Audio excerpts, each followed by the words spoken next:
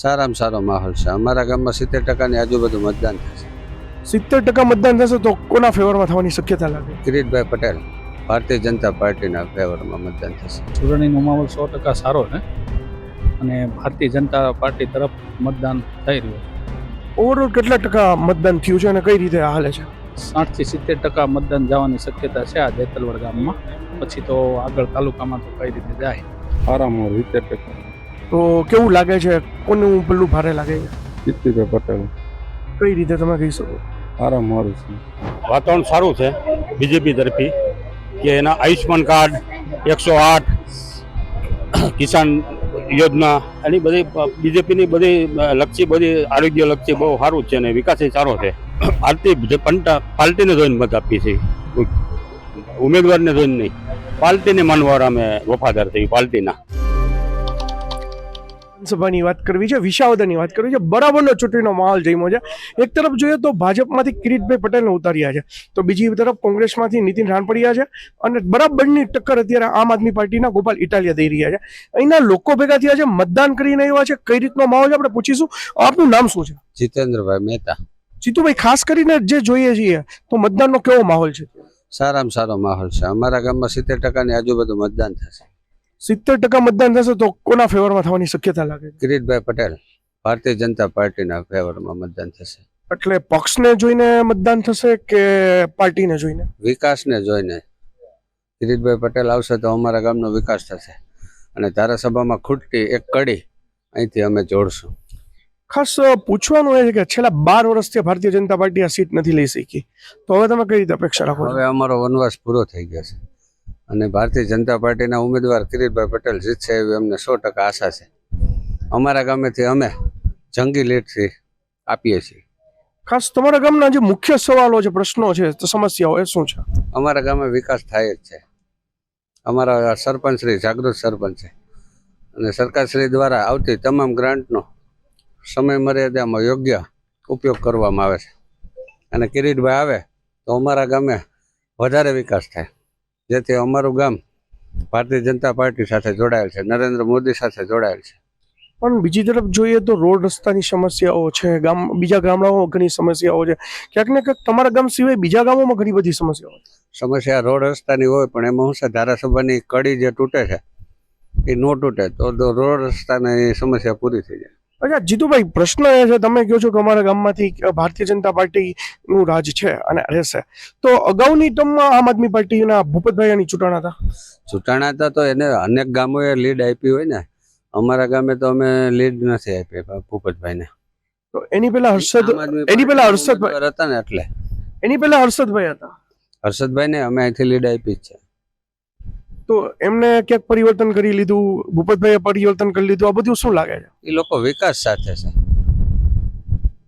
નરેન્દ્ર મોદી સાથે છે, ભારતીય જનતા પાર્ટી સાથે છે. નથી લાગતું કે ભૂપતભાઈ ભાયાણીને ટિકિટ આપવી જોઈએ? નહીં, કિરીટભાઈ છે એ બેસ્ટ ઉમેદવાર છે. હર્ષદભાઈ બેસ્ટ નહોતા? એના કરતા પણ કિરીટભાઈ બેસ્ટ ઉમેદવાર છે. અમારા ગામેથી લીડ જોતી હોય તો કિરીટભાઈ અમારા માટે બેસ્ટ ઉમેદવાર છે. આપણી સાથે બીજા પણ વ્યક્તિ છે. આપનું નામ શું છે? અમિતભાઈ. અમિતભાઈ, કઈ રીતનો માહોલ છે ત્યાં ચૂંટણીને લઈને? શું કહો છો? ચૂંટણીનો માહોલ 100% સારો છે અને ભારતીય જનતા પાર્ટી તરફ મતદાન થઈ રહ્યું છે. ઓવરઓલ કેટલા ટકા મતદાન થયું છે અને કઈ રીતે હાલે છે? 60 થી 70% મતદાન જવાની શક્યતા છે આ જેતલવડ ગામમાં. પછી તો આગળ તાલુકામાં તો કઈ રીતે જાય. અચ્છા, તમને શું લાગે છે કે ભારતીય જનતા પાર્ટી કેટલી લીડ કાઢશે? તો લગભગ કિરીટભાઈ પટેલ વિસાવદર તાલુકાની અંદર લગભગ 25 થી 30 હજાર મતની લીધે ચૂંટાય છે. અને બીજી બાજુ જે રીતના વાત કરવામાં, ગોપાલ ઇટાલિયા દ્વારા ઘણા બધા વસ્તુ થયેલી છે, જેમ કે દારૂ પકડવામાં આવ્યો છે, ઘણા બધા ફેક્ટરો છે, તો આ બધી વસ્તુને જોઈને શું લાગે છે? તો એ તો બધું એક એવું છે કે જે સ્ટન્ટ હોય કે શું હોય, આજે પબ્લિકને કાંઈ બહુ એમાં કાંઈ ખુલાસા તો આવ્યા નથી કોનો છે. હવે ઓલા લોકો ખેતીવાળા એમ કે છે કે એ દારૂ ત્યાં મૂકેલો હતો એને દ્વારા, અને એ લોકો એમ કે છે કે ભાજપનો દ્વારો હતો, એટલે એ કાંઈ એને ઇફેક્ટ એવી બધી કાંઈ પડે નહીં. અચ્છા, પણ સોશિયલ મીડિયામાં જે રીતના ગોપાલ ઇટાલિયા છવાયેલા ક્યાંક દેખાય? સોશિયલ મીડિયા છે તે તો પહેલેથી અહીંયા, કારણ કે એને 1.5 મહિનાનો સમય વધારે મળ્યો હતો, એને ટિકિટની કન્ફર્મ થઈ ગયા હતા, એટલા માટે એને સમય વધારે મળ્યો હતો, એટલે સોશિયલ મીડિયાનો ઉપયોગ વધારે એનાથી થયો છે. આપણી સાથે બીજા પણ એક વ્યક્તિ જોડાયા છે. શું નામ છે મિત્ર આપનું? આપણા સાથે એક બીજા વ્યક્તિ જોડાયા. મિત્ર, નામ શું છે આપનું?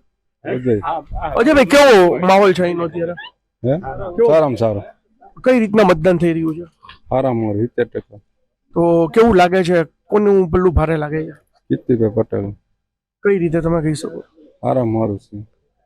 એના કઈ વસ્તુના આધારે તમે મતદાન કરો છો અત્યારે પક્ષને જોઈને કરો છો કે વ્યક્તિને જોઈને વ્યક્તિને છે. ઓળખો છો તમે એમને હા.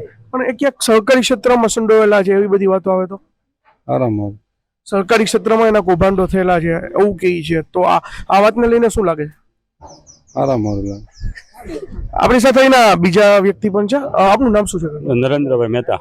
નરેન્દ્રભાઈ કઈ રીતની વાત છે એનું વાતાવરણ કેવું છે વાતાવરણ સારું છે બીજેપી તરફી કે એના આયુષ્માન કાર્ડ 108 કિસાન યોજના એની બધી બીજેપીની બધી લક્ષી બધી આરોગ્ય લક્ષી બહુ સારું છે અને વિકાસ સારો છે અને નરેન્દ્રભાઈ મોદીના નામ ઉપર મત મળે.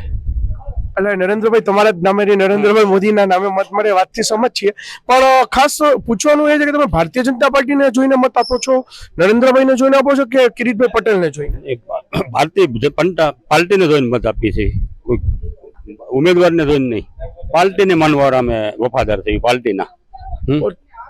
તો તમને એવું નથી લાગતું કે આ જે જગ્યા જે છે બરાબર છે એમાં ખરેખર હર્ષદભાઈને પણ મતદાન આપી શકે હર્ષદભાઈને પણ ટિકિટ આપી શકતા હતા હા એ તો પાર્ટી એને આપે તો એનું પણ અમે તો પાર્ટીનું કામ કરવી અને ઉપર મવડી મંડળ જે કંઈ નક્કી કર્યું હોય એ અમારે શિરોમાન્ય હોય એટલે અમારે તો પાર્ટીનું જ કામ કરવાનું હોય અમે પાર્ટીના વરિષ્ઠ કાર્યકર્તા કહેવાય.